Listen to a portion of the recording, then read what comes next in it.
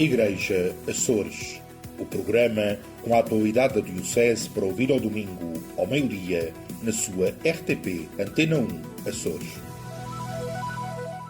Olá, seja muito bem-vindo a mais um Igreja Açores neste domingo, Dia da Mãe. Um grande beijinho a todas as mães que escutam este programa de rádio. E foi também neste fim de semana que assinalamos o Dia do Trabalhador, o 1º de maio. É sobre esse tema que vamos conversar no nosso espaço de entrevista com o Padre Pedro Lima. Mas antes vamos à atualidade da Diocese Açoriana. O Bispo Dom Armando Esteves Domingues terminou a visita pastoral à ouvidoria de Vila Franca do Campo no passado domingo. Família e juventude foram os dois grandes pilares que necessitam de renovação em Vila Franca do Campo, para que mais pessoas estejam envolvidas nos serviços da Igreja. O Bispo salientou também a boa organização promovida pelos 3 padres da ouvidoria e a coordenação entre paróquias. Mas, ainda assim, Dom Armando Esteves Domingues diz que o Conselho Pastoral pediu mais. Dar graças a Deus por esta oportunidade fantástica, para mim como Bispo. Foi a primeira ouvidoria que eu visitei em São Miguel e, de facto, São Miguel tem características que as outras ilhas que eu já visitei em visitas pastorais não têm. Há de facto um tecido também humano, há muita gente, e isto também traz grandes desafios, e penso que a ouvidoria tem energias e tem orientação capaz de levar para a frente também uma renovação, que é o que todos pretendemos neste tempo em que a sinodalidade aqui nesta ouvidoria já tem muito caminho, já tem muita gente que a vai percebendo, que a vai assumindo, mas todos diziam que querem mais, nós nunca estamos completos, e isso é a pedir a Deus também e ao Espírito Santo que ilumine cada um dos que vivem a corresponsabilidade nesta ouvidoria. O ouvidor Padre José Borges garante que a partilha das comunidades com o Bispo foi genuína e com verdade.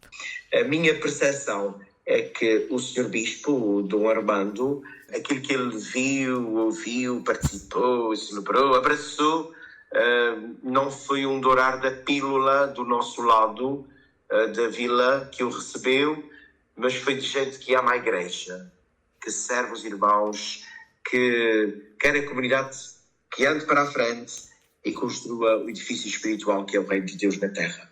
Foi uma partilha muito sincera, de almas lavadas, de corações grandes, gente generosa, que abriu o seu coração e disse o que fazia e em que é que acreditava.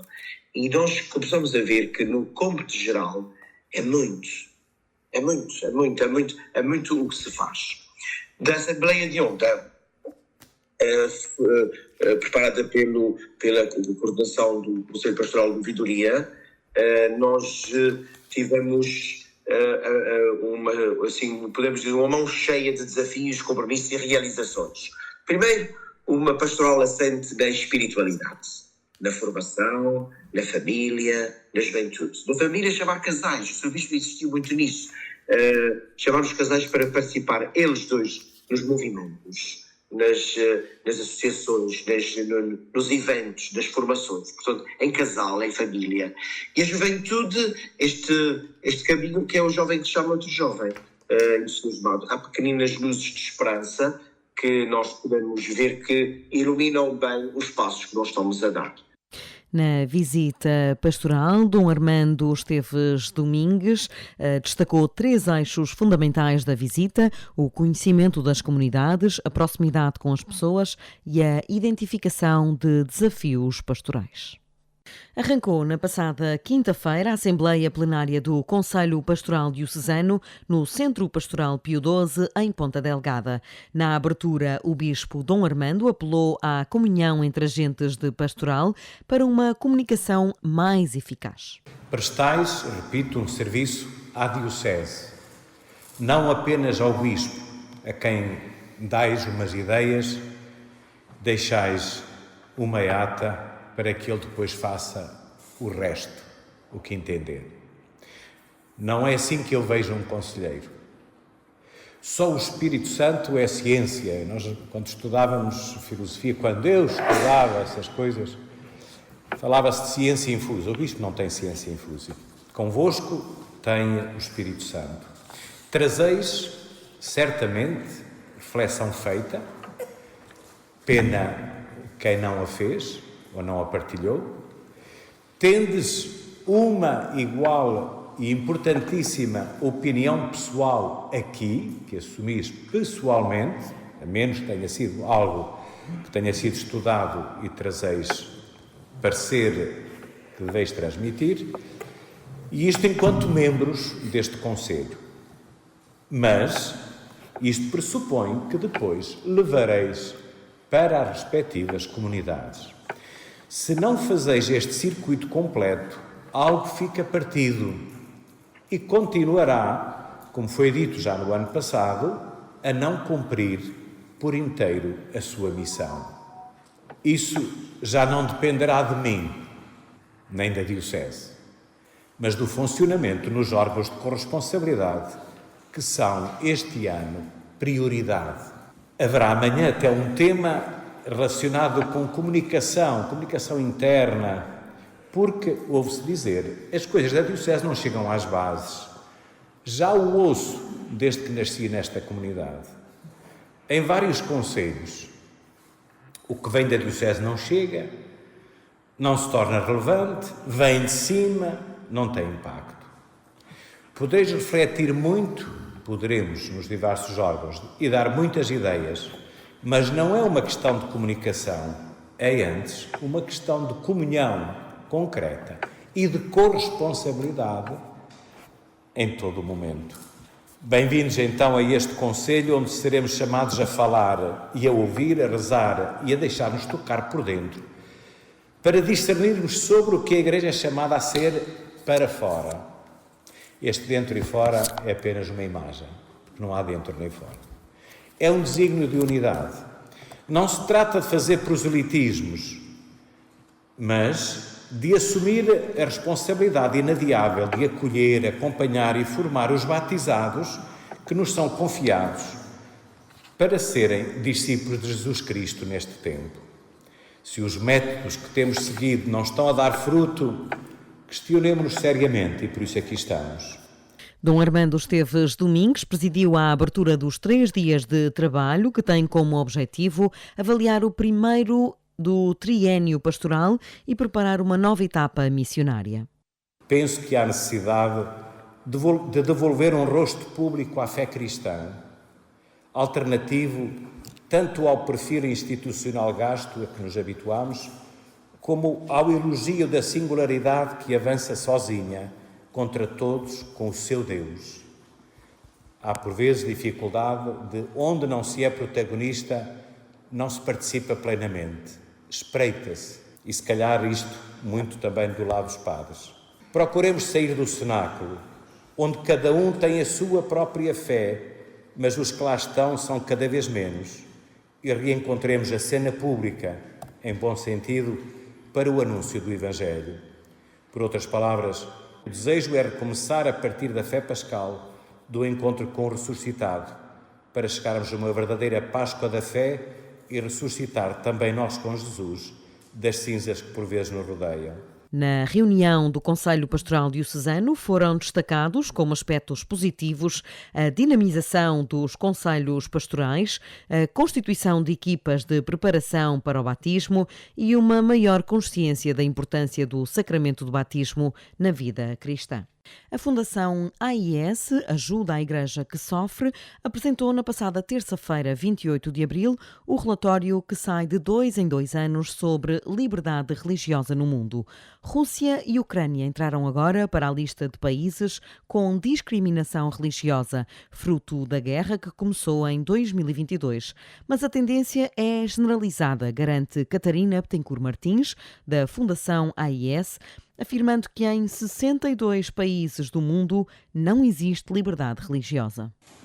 Este relatório é analisado no período entre janeiro de 23 até dezembro de 24 e é um relatório que, se nos recuarmos, portanto, a 23, temos a guerra na Ucrânia, que infelizmente continua, temos um conflito que começou com o ataque do Hamas a Israel a 7 de outubro de 2023, e temos também um mundo onde vemos verificamos a ascensão do autoritarismo e, por isso, nós verificamos que a liberdade religiosa está, de facto, sob uma crescente ameaça.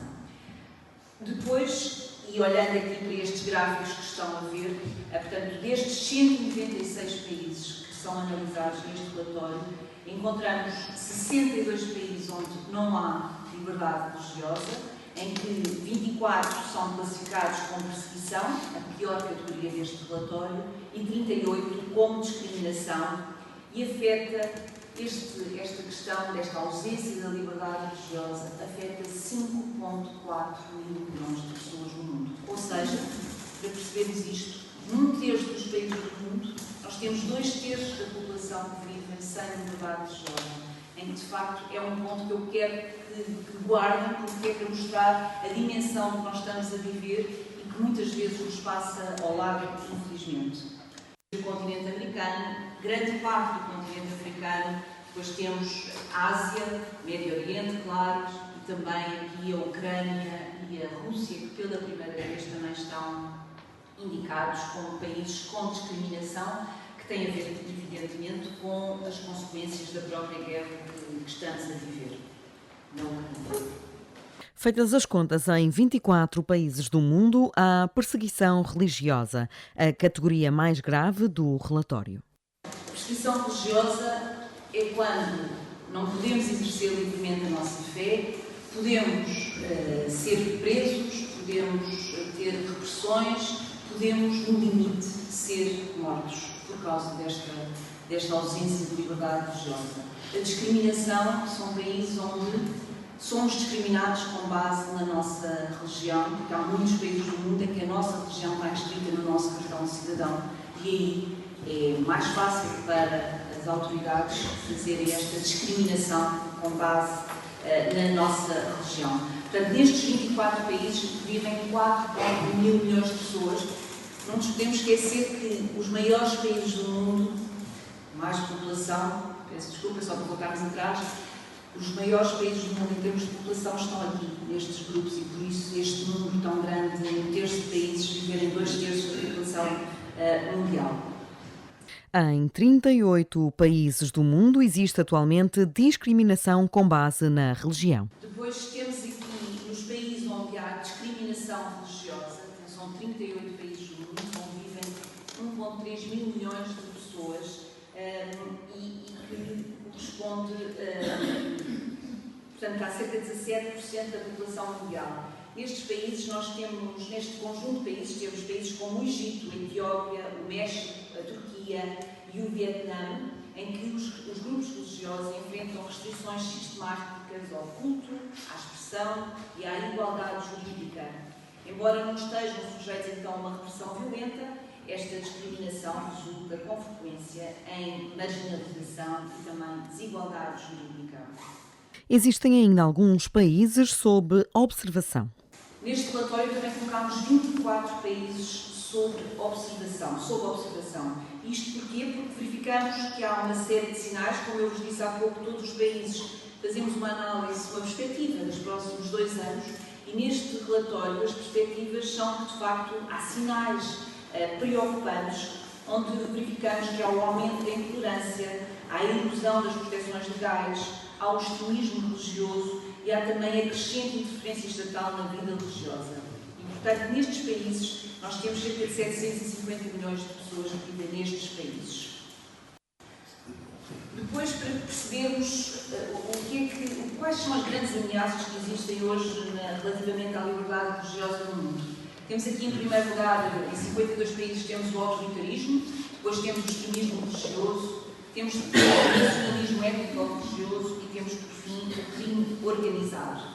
Portanto, neste caso, os regimes autoritários têm aplicado sistematicamente os mecanismos legais e burocráticos para suprimir a vida religiosa, e aqui temos exemplos como a China, temos a Eritreia, temos o Irão e temos também a Nicarágua, em que aqui o governo, nestes países, o governo reprime a religião através da vigilância generalizada, através de uma legislação cada vez mais restritiva e também de uma repressão de todas as crenças dissidentes. A violência jihadista que está a crescer, o Paulo já falou aqui do caso de Moçambique, mas infelizmente a África está a sofrer este aumento desta violência jihadista e que vai se adaptando a cada contexto, vai destabilizando os países numa escala 100%. É a primeira vez que verificamos este aumento desta violência jihadista. Em 15 países, o extremismo religioso é de facto um dos principais condicionadores da perseguição. Em outros 10 contribui para a discriminação. O bispo de Angra, Dom Armando Esteves Domingues, acredita que o século XXI pode ser o pior de sempre para a liberdade religiosa e garante que ela é um dos sinais mais claros da saúde moral de uma sociedade. O bispo não deixa, no entanto, de apontar para dentro da Igreja Católica. A mim preocupa todos estes dados que aparecem no relatório, mas preocupa-me um outro dado que também começa a surgir, nomeadamente quando falamos de cristianismo nacionalista. O perigo de fazermos como outros fazem e retribuir na mesma moeda. Lembro-me que uma das discussões que aparecia muito nas publicidades anti-islâmicos era que nos seus países não havia liberdade religiosa, não se podiam construir templos e nós deixávamos construir mesquitas. E, felizmente, temos conseguido resistir a essa tentação. Porém, basta ver as redes sociais. Destes dias apareceu um dado em que hoje os migrantes e as mulheres estão a ser já muito perseguidas em ambientes escolares. Se não há liberdade religiosa, já não haverá também outras liberdades antes desta. E nós corremos o risco de perdermos aquilo que melhor nos define como criaturas humanas.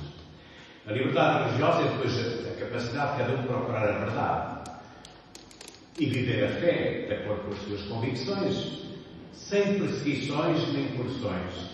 Poder fazer livremente. E, se calhar, um dos desafios que nos é lançado é que nós, pelo menos, mantenhamos aqueles valores que nos mantêm firmes de que a liberdade é um dom de Deus e que a liberdade religiosa a devemos respeitar até ao fim. A Fundação AIES está a promover uma petição online em defesa da liberdade religiosa no mundo e convida a todos a assinarem o documento e a rezarem pela causa. Valorização e orientação para as oportunidades, VOO, é o nome do novo projeto executado pela Caritas da Ilha Terceira, com o apoio da Diocese de Angra, para transformar o encontro entre candidatos em situação de vulnerabilidade e empregadores. O crescimento conjunto é o objetivo deste projeto. O projeto VOO foi apresentado na passada segunda-feira no Palácio de Santa Catarina, em Angra do Heroísmo. No acolhimento, o Bispo de Angra lembrou a nobreza da doutrina social da Igreja e a importância de colocar a pessoa acima do trabalhador. A pessoa, em primeiro lugar, é sempre transversal a toda a doutrina social da Igreja. Cada ser humano foi, de facto, e assim o queremos, criado à imagem de Deus e, por isso, nunca pode ser reduzido a uma peça de engrenagem ou número estatístico. Quem trabalha não é apenas instrumento, é também um valor absoluto. E quando alguém reconhece esta verdade, nomeadamente um empresário ou um dirigente de organização, muda o seu modo de ver o espaço. Já não olha apenas a funções, a horários e metas, mas para uma vida concreta de cada pessoa, capaz de se perguntar: quem é este jovem? Que história traz? Que feridas carrega? Que capacidade tem? De que ajuda precisará para crescer? Esta mudança de olhar é o início também de uma cultura mais justa e mais humana. O trabalho não serve apenas para garantir o salário, ele é também caminho de realização pessoal, integração e construção de identidade. Que o digam os psicólogos, quanto esta dimensão é urgente, não é? Esta reconstrução da identidade. Trabalhar dignamente é então sentir-se útil, reconhecido, respeitado, capaz de contribuir também para o bem comum. E muitos não o sabem, porque se calhar nunca lhe o disseram. O Papa Francisco insistia que o trabalho expressa e alimenta a dignidade do ser humano. E dizia mesmo uma frase que não é fácil. É o trabalho que dá dignidade.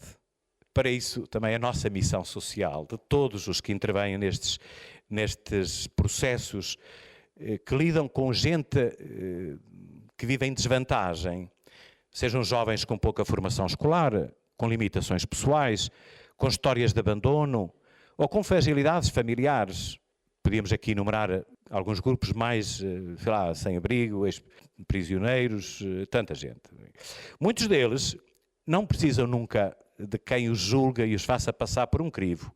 Precisarão primeiro de acompanhamento, formação e acreditação. Joana Cunha e Ana Pimentel são as duas psicólogas da Cáritas da Ilha Terceira que estão a coordenar o projeto Voo. Como é que nós nos propomos a fazer isto? Com 2 jornadas a decorrer em simultâneo. Portanto, por um lado, a jornada do candidato, uma jornada verdadeiramente centrada na pessoa, que tenha em conta as suas características, as suas individualidades e as suas motivações.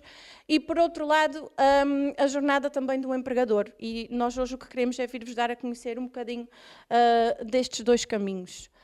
Com isto, queremos ter um impacto da integração sustentável de pessoas e também do reforço das organizações. Portanto, queremos criar aqui uma parceria convosco que começa hoje, porque sem vocês não conseguimos fazer isto e acreditamos que vocês são parte essencial neste processo. E o convite hoje é a virem também nesta viagem connosco. Joana Cunha deixou o desafio aos empresários presentes na sessão e continuou a explicar a metodologia. Só avança quem já demonstra uma predisposição e uma vontade, sim, eu quero trabalhar, eu quero fazer uma mudança. E este já é o essencial, porque sem esta premissa base, nada do resto vai funcionar. A etapa 1 do check-in é uma fase essencial deste projeto, que é a fase de observação. Em grupo, que é um laboratório já de teste, é onde vamos fazer uma avaliação, mas é onde vamos já conhecer as suas competências, porque acreditamos muito que são pessoas em situação de vulnerabilidade, que são desafiantes, mas não são desprovidas de talentos e de competências. Mas conhecer também as fragilidades, capacidades de comunicação, porque só conhecendo verdadeiramente a pessoa que temos à nossa frente é que a vamos conseguir colocar no lugar certo. Esta é uma etapa que tem um total de 16 horas, em que eles são mesmo postos à prova, eles têm desafios, eles têm que comunicar, têm que debater ideias, têm que dançar, aconteceu também. E é aqui que será feita a seleção do grupo que transita para as fases seguintes. Fase seguinte da descolagem, os candidatos integram uma formação certificada, com uma duração de 25 horas na área das competências pessoais e sociais. Especificamente na área da comunicação e assertividade. E esta é uma formação que é muito prática.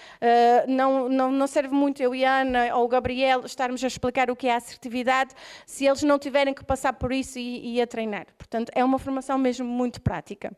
Concluindo com sucesso, os que concluírem esta formação de 25 horas com sucesso, já transitam para a etapa 3, que é a fase da aproximação, e é uma formação para onde eles vão para o mundo real, pôr isto em prática. Portanto, se até agora nós falámos muito de um espaço seguro, é um espaço seguro onde eles podem errar, onde eles podem partilhar as suas ideias, é o espaço para eles experimentarem, eles depois têm que demonstrar que conseguem levar isto para o dia-a-dia. É um período de formação em contexto real de trabalho. É um estágio. Terá uma duração de 1 mês. Mais uma vez, concluindo esta etapa com sucesso, a etapa 4 é a da chegada, é onde queremos chegar, é a contratação efetiva daquela pessoa, é onde ela consegue uma oportunidade de trabalho. Está, portanto, concluído o voo. As técnicas da Cáritas garantem que a chegada ou a contratação não é o fim do processo, mas sim o início do acompanhamento permanente nos momentos mais desafiantes da carreira dos contratados, até acharem que o candidato já se autonomizou por completo. A sessão de apresentação do projeto contou ainda com partilhas de experiências entre grupos empresariais e organizações sociais que trabalham diretamente com públicos vulneráveis. Decorreu este fim de semana no Convento de Santo António, na Lagoa, o 25º Congresso do Movimento Encontro de Jovens Shalom, com representação de várias dioceses do país. Pedro Terra, coordenador nacional do movimento, diz que os Açores são sempre uma boa casa de acolhimento. Temos sempre uma boa recepção quando vimos aos Açores. Neste momento estamos no processo de reflexão para o próximo triênio, ou seja, em preparação. Durante o dia de ontem fizemos a avaliação daquilo que se passou nestes 3 anos e as conclusões que tiramos, nota-se uma vontade concreta dos jovens de continuar a trabalhar, a evoluir e, acima de tudo, pegando naquilo que é o mote do nosso congresso, de semear para colher frutos durante os próximos 3 anos. Felizmente temos a participação dos jovens da Lagoa, não só em plenário como também na organização, que foi preparada por jovens de cá, que mostra também uma evolução e uma capacidade de cada vez mais de autonomia nos jovens, que é de preparação a atividades de grande escala e de responsabilidade. Pedro Terra garante que a partilha de vivências é benéfica e elogiou a dinâmica do movimento na Diocese de Angra. Os trabalhos esses terminam no final da manhã deste domingo. Iremos fazer a eleição dos novos órgãos diretivos, com a eleição da nova equipa nacional e do novo Conselho Fiscal, e amanhã será apenas um dia de avaliação daquilo que foi as atividades e também deixar pistas de superações para o que podemos melhorar para o futuro, e teremos então a Eucaristia final às 11 horas na Matriz de Santa Cruz, em Lagoa. Mais de 50 participantes das dioceses de Braga, Coimbra, Lisboa e Angra, neste 25º Congresso do Movimento Encontro de Jovens Shalom. Entre Vistas, com o padre Teodoro Medeiros. Spartacus é um filme épico de 1960. Realizado por Stanley Kubrick, conta como o célebre escravo liderou a grande revolta que fez Roma tremer. O seu exército de escravos, calcula-se, teria cerca de 40.000 homens, um número de veras impressionante.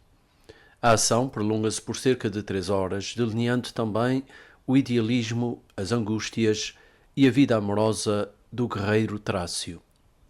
Estamos então perante um épico íntimo, de personagens bem delineados. O valor mais alto do filme será, no entanto, a reconstituição da Roma Imperial. O papel do Senado, as intrigas palacianas, a competição feroz entre os generais, as manobras e estratégias militares que transformaram o Império num fenómeno global. Tudo tem o seu devido destaque. Finalmente, um pequeno senão, as batalhas poderiam ter tido mais desenvolvimento. Mesmo assim, o que é dado a ver no ecrã é muito bem engendrado e só peca por defeito. Spartacus não desilude os fãs do género. Bom visionamento, bom domingo e uma boa semana para todos.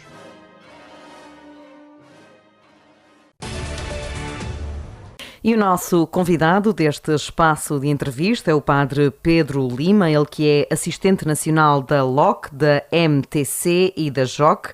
Passo já a explicar estas siglas: a Liga Operária Católica, o Movimento dos Trabalhadores Cristãos e a Juventude Operária Católica. Antes de mais, padre Pedro Lima, muito obrigada por estar connosco neste espaço de rádio, nesta semana em que assinalamos o 1º de maio, o Dia do Trabalhador. Antes de mais, e como foi ser convidado pela Conferência Episcopal Portuguesa para integrar estes movimentos históricos da Igreja em Portugal e também no mundo? Bem, esta é uma realidade que a Igreja está presente, às vezes um bocadinho descurando o seu papel, que é junto dos trabalhadores. Aliás, nestes 2 movimentos existe ainda um terceiro que acompanha a pastoral operária, que é chamado o MAC, Movimento Apostolado de Adolescentes e Crianças. E é interessante também porque as crianças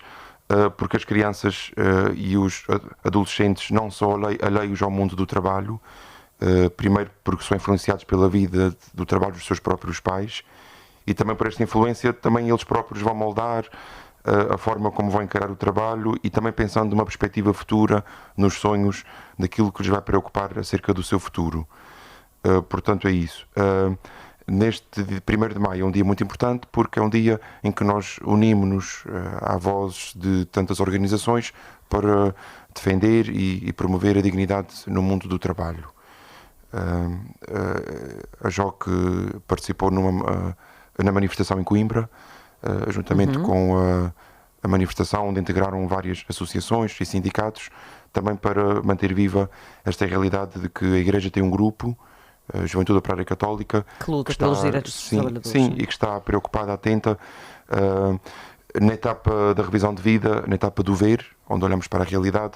Os jovens elencaram algumas que são as dificuldades, sobretudo a precariedade e a instabilidade, nomeadamente contratos a prazo, recibos verdes, às vezes os próprios estágios que são mal pagos e horas extraordinárias que também não são pagas, e tudo isto leva a uma falta de autonomia financeira. Hoje em dia nós vemos que os jovens emancipam-se muito mais tarde, isto é, autonomia relativamente à casa dos pais, também por outro lado porque os salários são tão baixos que não fazem face ao custo de vida, e que um jovem, e que muitas vezes até é licenciado e que tem o seu trabalho e que dedica-se no seu trabalho, não consegue depois pagar uma despesa de uma casa ou de uma renda e depois fazer face às despesas do dia a dia. E isto é algo que intriga muito os jovens, e portanto os jovens também querem ser voz ativa neste sentido. Até nós vimos que alguns jovens, sobretudo no norte do país, que pertencem à JOC, tentaram sair de casa, mas depois, assim, de uma forma mais em caricatura, não voltaram para a casa dos pais, mas voltaram para a casa dos avós. Ou seja, também uma forma de terem alguma autonomia e, portanto, vemos esta grande instabilidade que os jovens passam. Há aqui um grande fator que é a habitação, o custo da habitação cada vez mais proibitivo, sobretudo para os jovens, porque as gerações anteriores, em regra geral, já adquiriram a sua casa ou estão numa casa com uma renda mais ou menos acessível, apesar de elas já praticamente não existirem neste país, mas ser jovem e começar a trabalhar nos dias de hoje e conseguir sair de casa é um passo cada vez mais quase impossível, é quase uma miragem. Exatamente, sobretudo para alguns que têm outros meios, mas para a maior parte dos jovens é difícil. Se antes enfrentávamos esta realidade nas grandes cidades como Lisboa e Porto, nós verificamos isto até aqui nas nossas ilhas. Sim. Por outro lado, também os jovens questionam muito também a própria insegurança no trabalho.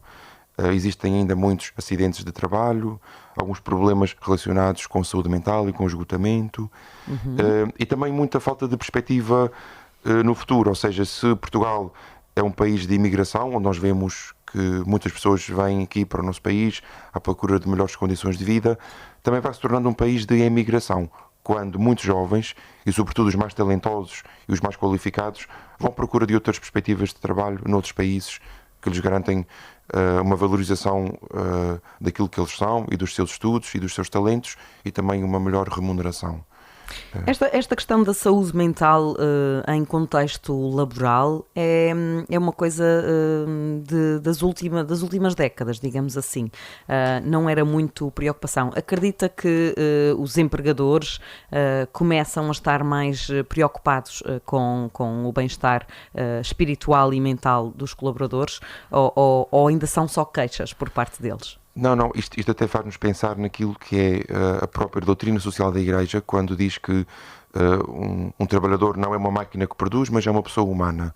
E, portanto, quando falamos da saúde mental, falamos do trabalhador como uma pessoa que tem limites e que cada um de nós, certamente, que já passou por situações de pressão e que realmente todos temos os nossos limites. E a doutrina social da Igreja também defende a pessoa como ela é e na sua dignidade.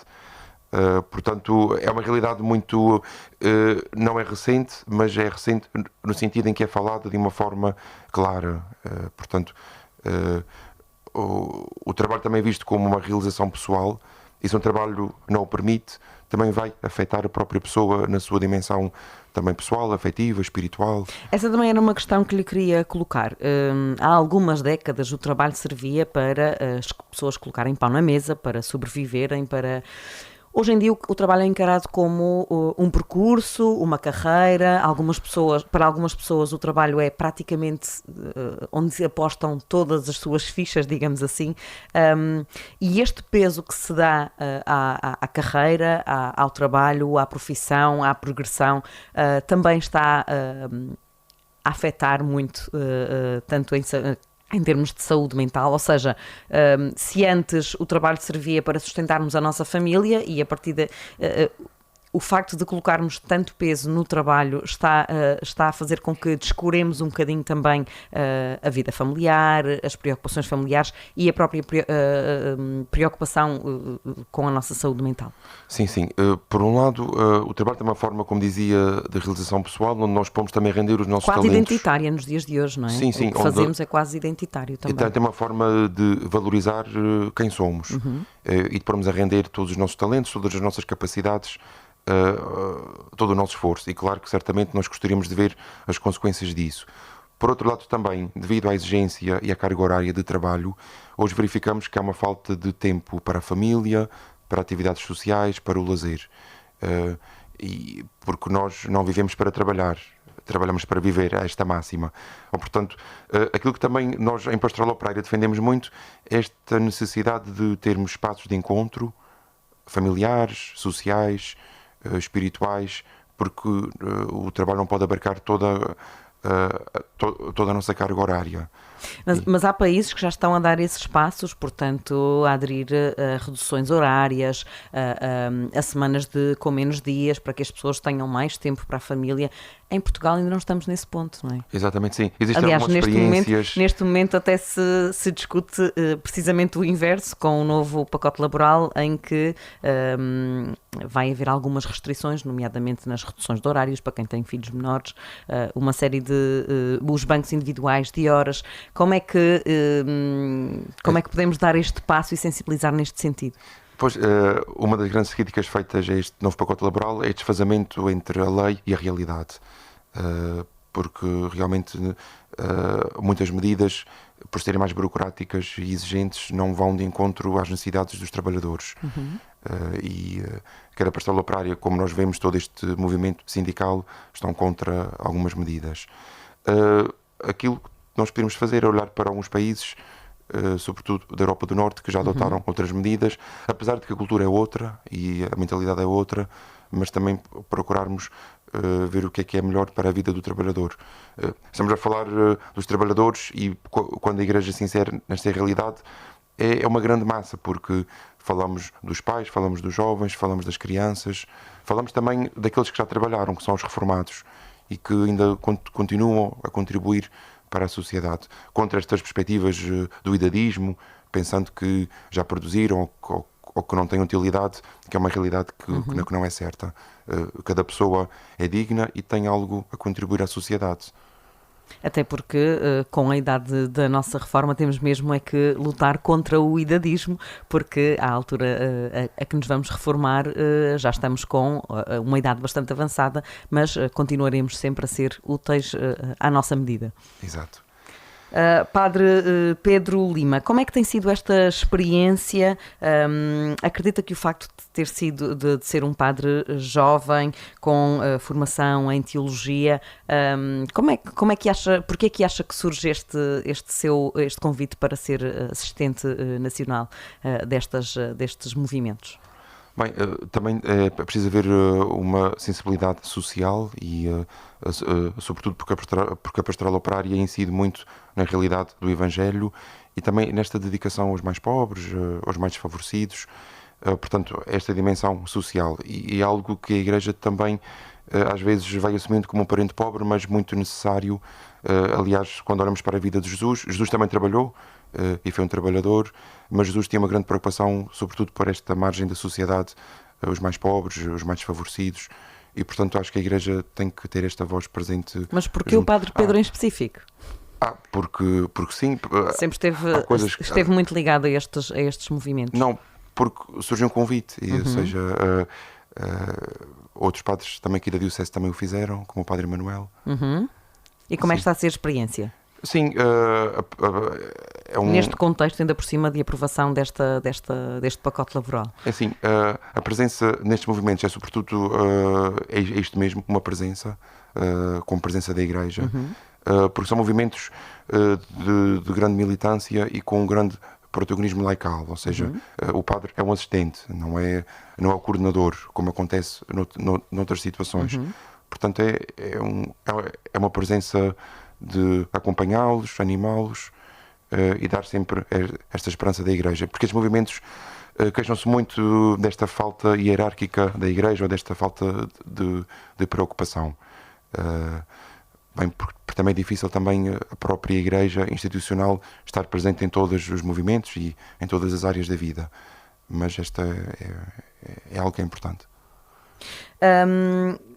Vivemos tempos em que a corrida pela produtividade é muitas vezes mais veloz do que a preocupação pela dignidade do trabalho. Acredita que sim, nos dias de hoje? Sim, nós olhamos muito para o produto e para a meta e para os resultados e às vezes menos para o processo, para o caminho, para a forma de chegarmos lá. Ou seja, não olhar para as coisas apenas como um fim, mas porque nós somos pessoas e às vezes olhamos para o trabalhador como aquele que tem que produzir e que tem que executar o seu trabalho e não como uma pessoa digna que merece respeito e não é uma máquina que produz, anónima, portanto é isso. Também, por outro lado, também vemos muito esta pressão da sociedade que temos que ser os melhores em tudo e realmente às vezes nós também encontramos os nossos limites.